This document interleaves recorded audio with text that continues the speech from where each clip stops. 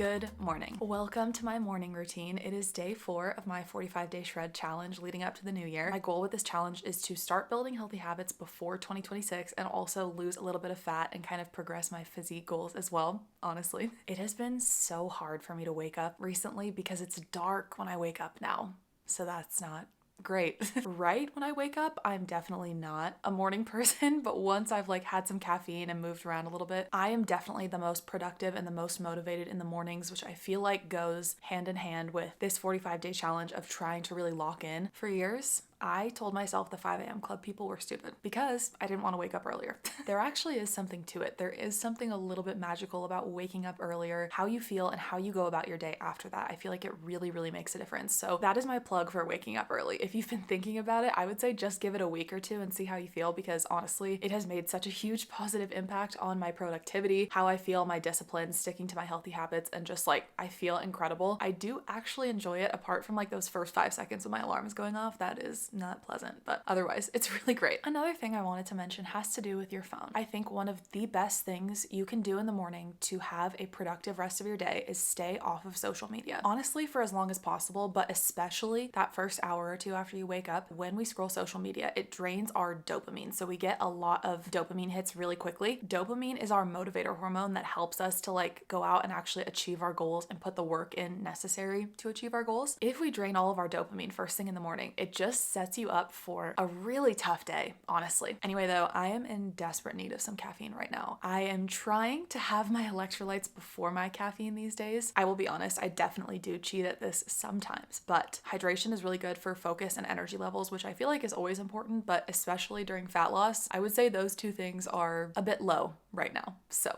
and as soon as I'm done with the electrolytes, we are going straight into my protein iced latte.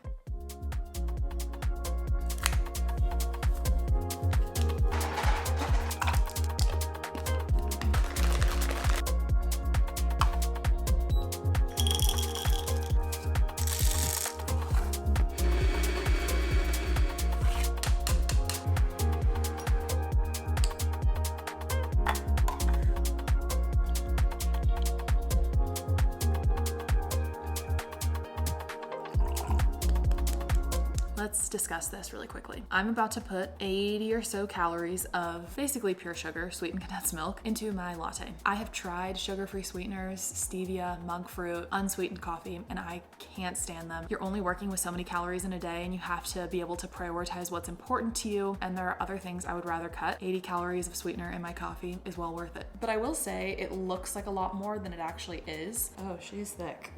Hello? I need a spoon. And then something I've really been loving lately, mixing the espresso, the sweetener, the cinnamon separately, getting it really fluffy so it's kind of like a shaken espresso, and then pouring that over top of the ice and milk.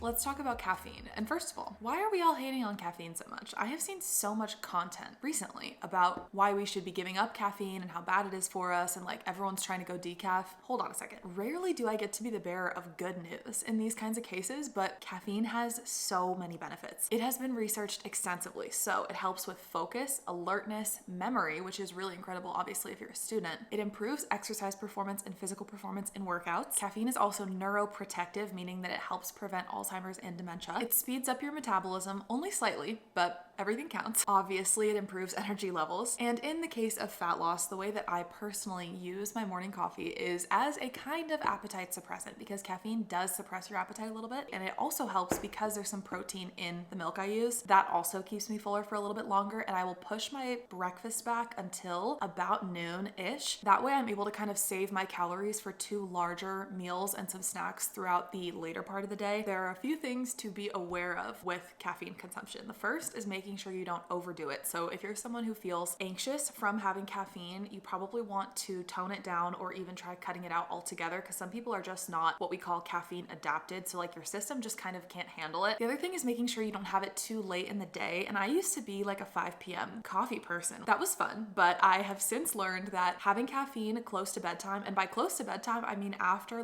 2 or 3 p.m., even if you're someone who can have a bunch of caffeine and fall straight asleep, it's still disrupting your sleep in the background. background, and sleep is one of the most important things in the entire world. I mean, we all know that by this point. That is my spiel on caffeine for the day. I am a big caffeine defender. Okay, we have reached the workout portion of my morning routine. So I wanted to chat a little bit about consistency versus intensity, because I feel like I used to put a lot of pressure on the intensity of my workouts, and I would tell myself, if I can't get in a super sweaty, super intense session, I may as well not even bother. I'll just skip today. It's been my experience that doing workouts more frequently, even if they're not as intense, that helps me really accelerate my fat loss goals. And I think there are a couple reasons for this. With fat loss, it is a calories game, right? So all of these little things you do throughout the day, these little things add up. The other part of this though is that it helps you build the habit, which I think I underestimate the importance of consistency and getting those reps in. Just doing something builds the actual neural circuits in our brain to make that habit easier, more reflexive, and require less activation energy to get it done. The more we do something, the easier it becomes. And this applies to good and bad habits too. One of my goals during the challenge is to do 5 workouts a week, every single week, even if those workouts are literally 5 minutes long. I find that if I tell myself, hey, just do 5 minutes, once I get through those first 5 minutes, I often end up doing more because now I'm in the mood. But even if that doesn't happen, those 5 minutes still are worthwhile because it's helping me build the habit and consistency in that routine. I wanted to chat a little bit about the workout split that I'm using for the next 45 days, or I guess, what is it, 41 days now?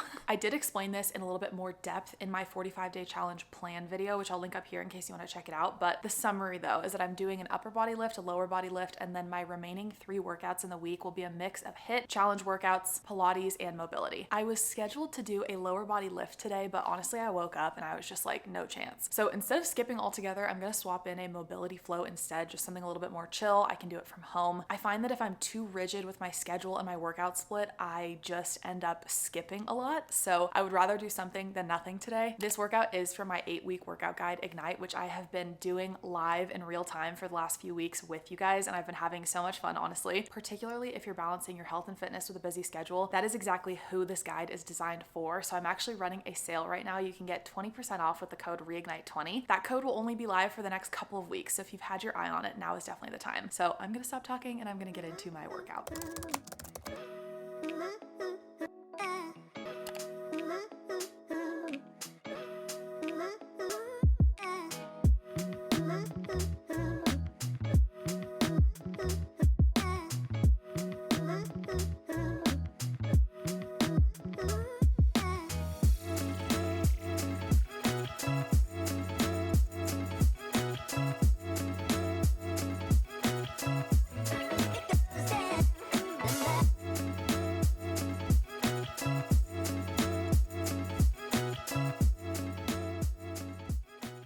That was so nice. Honestly, the perfect session for today. I feel so good. Quick, easy, relaxing. I got to listen to some music. It was really cold in my house, so it's nice. I feel like warmed up, ready to go. I am very caffeine adapted, so I need a decent amount to get me going and actually feel the effects of it. But I will have a shot of espresso in my coffee, and then I will have about 100 milligrams of an Alani Nu or something to that effect. I'm very excited to see the Winter Wonderland flavor back in stores. I have no idea what this flavor is, but I love it. So at the start of my day, every single day, I take 5 minutes tops to write a daily plan. I'm going to be releasing my 2026 Notion life planner and like sharing my entire planning strategy with you guys in a separate video. So stay tuned for that. But today I just wanted to go through it quickly because it does really have such a huge impact on my day, my productivity, and my ability to just stick to my goals. Before I do anything else in my morning, I will sit down and write out my top 3 goals for the day, as well as anything else I need to take care of. I'll take a look at my schedule if I have any appointments or meetings, whatever I need to do that day. And then I will do some time blocking of how I want to spend my time to achieve those top 3 goals. I really do try to keep it to 3 because if I do more than that, it becomes very unlikely that I'll actually get them all done. So I take a few minutes to prioritize what are actually the top 3 things I should do today that would mean today's a success. Everything else is kind of just extra on top of that. This has been so helpful for me as a student when I was working my 9 to 5 and still now. If I don't make a plan for my time, I will just do random stuff. In my experience, achieving your goals really comes down to a few simple factors, and one of those is reminding yourself of what you're working towards and chipping away at it every single day. So when you have it all spelled out right there in front of you, that's obviously not sufficient to achieve your goals, but I feel like it is necessary. The next thing kind of goes hand in hand with my daily planning, and it is daily habit tracking, particularly during my 45-day challenge, but also anytime I'm in a habit building phase. So I personally don't track habits forever.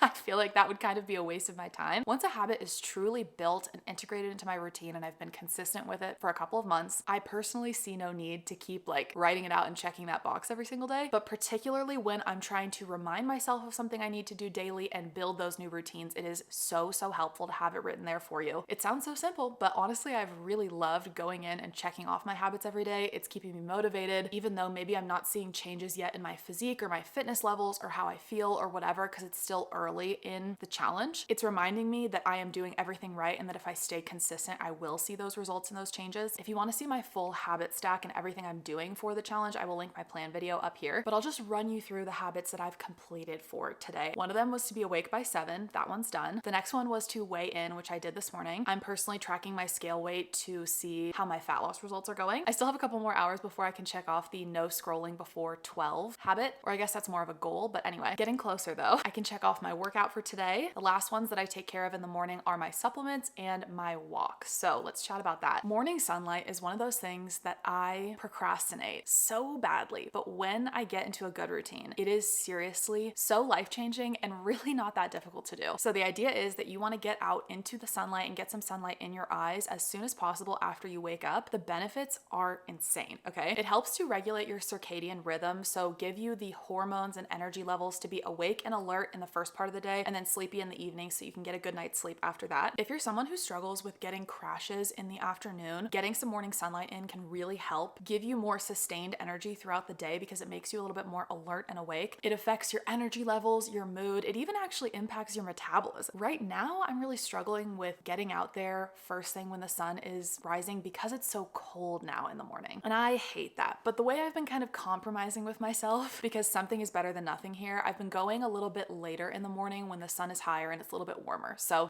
important point, don't look at the sun ever. That will injure your eyes and be extremely painful. Just being out in the sun and looking around is all you really need to do.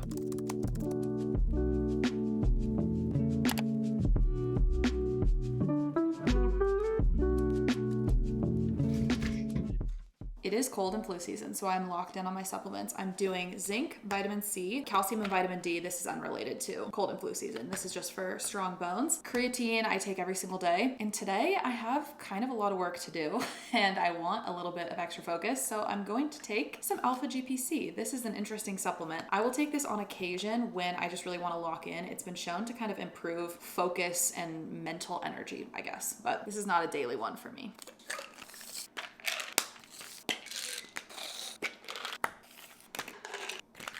I wish I could just take a multivitamin, but I have not found one that has a clinically relevant dose of all the vitamins and minerals that I need. So instead I take 40 million pills. And of course I will be dry scooping my creatine because A, I don't want to do an extra dish, and B, I don't really like the way it tastes in water. This is terrible, but it's slightly less terrible to me. Oh my God.